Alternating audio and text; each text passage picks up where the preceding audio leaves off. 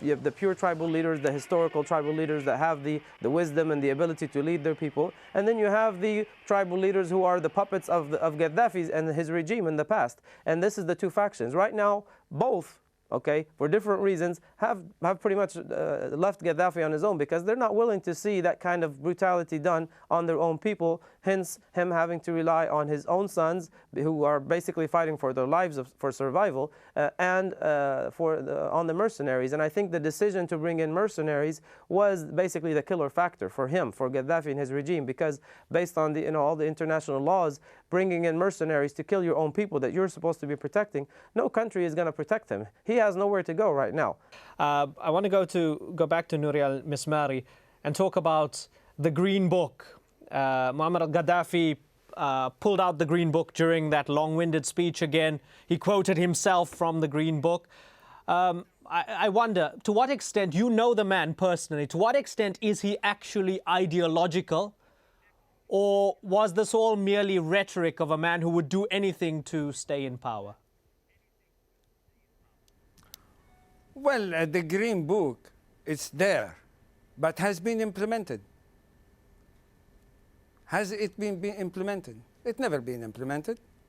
It's like, we have a small story says that there was a sheikh, imam in the mosque, and he was saying, please do this and that, give to the poor people, give to the money, give the poor people to eat, just like that. Then he has his daughter-in-law.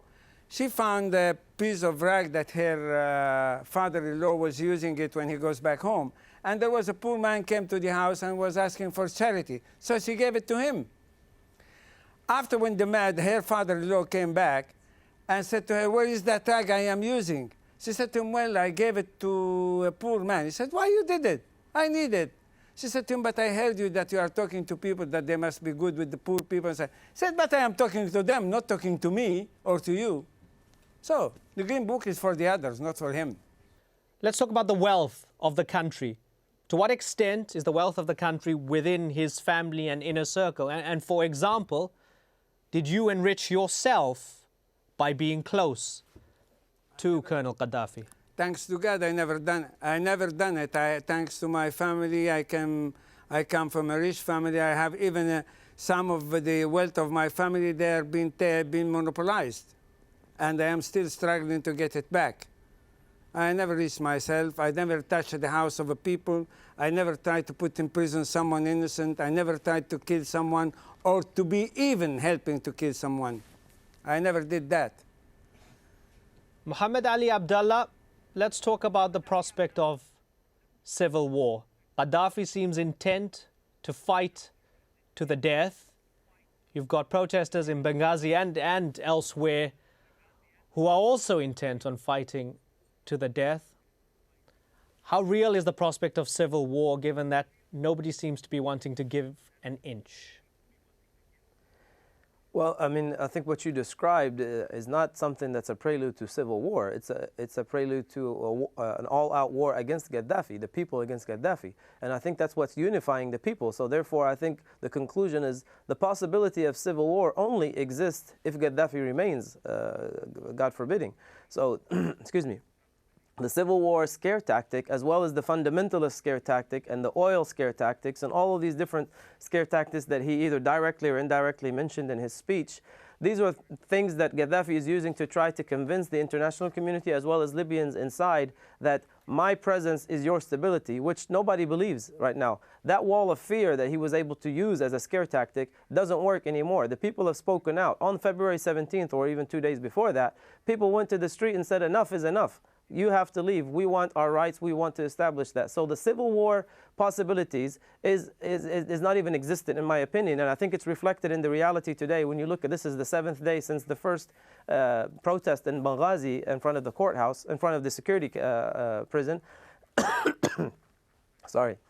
When you look at that, the possibility of civil war is not reflected in any of the actions taken. When you see the military leaders who have defected, the diplomats who have defected, the tribal leaders who have defected and are now leading the cities who are completely rid of Gaddafi's security forces, these people are talking about Libya. I just heard a few minutes ago Suleiman Mahmoud, who was the general leading the army in the city of Tobruk, Okay, he's one of the most influential people in the military. He's a retired general now, but he's still very influential. He made it very clear in his speech when he is now stepping on the side of the people, stepping out of Gaddafi's shadow with the people. He is talking about Libya, not his tribe, not Tobruk. The same thing from Mustafa Abdel Jalil, who was the former Minister of Justice. He is talking about Libya. All these tribal leaders, everyone is talking about Libya. So there is no civil war as long as Gaddafi's not there. Mr. Abdullah, we're running out of time. I want to get a final thought from Nouri al-Mismari. Mr. al-Mismari, does it embarrass or shame you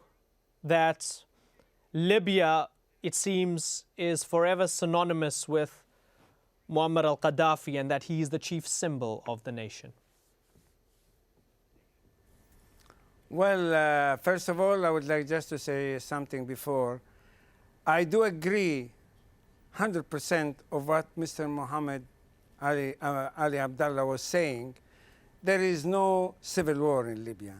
If there will be Libyan against Libyan, it's only for the simple reason will be Libyans, the pure Libyans of the people, against the supporter, which they were fighting and struggling for their survival, so not to be judged when he falls down. So as he said to you, Sulaiman Mahmoud, General Sulaiman Mahmoud, and Mustafa, the Minister of Justice, and Abdul Fattah Yunus, the Commander-in-Chief of the commandos and paratroopers, and he was a Minister of Interior, they left.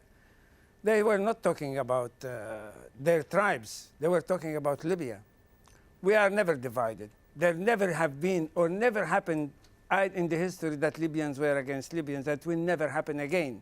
But that he's trying to do to divide us so he can be in power. But this will not happen. But I feel very, very ashamed to have such a leader killing his people with mercenaries. There is I mean, why, what for? Just to be in the power? He said, I am not in power. Why he doesn't go down? As Mr. Muhammad Ali was saying, enough is enough. Okay. You must step down. Okay. If you ask me to step down, I will step down. Mr. al-Mismari, on that note, we'll leave it there. We have run out of time. Thank you very much for joining us from Paris, Nouri al-Mismari and Mohammed Ali Abdullah from London. It was a great pleasure speaking to both of you, gentlemen. And thank you so much for joining us here on this edition of Inside Story. As always, we welcome your comments, your suggestions, or your questions. You can email them to us at insidestory@aljazeera.net. Bye-bye.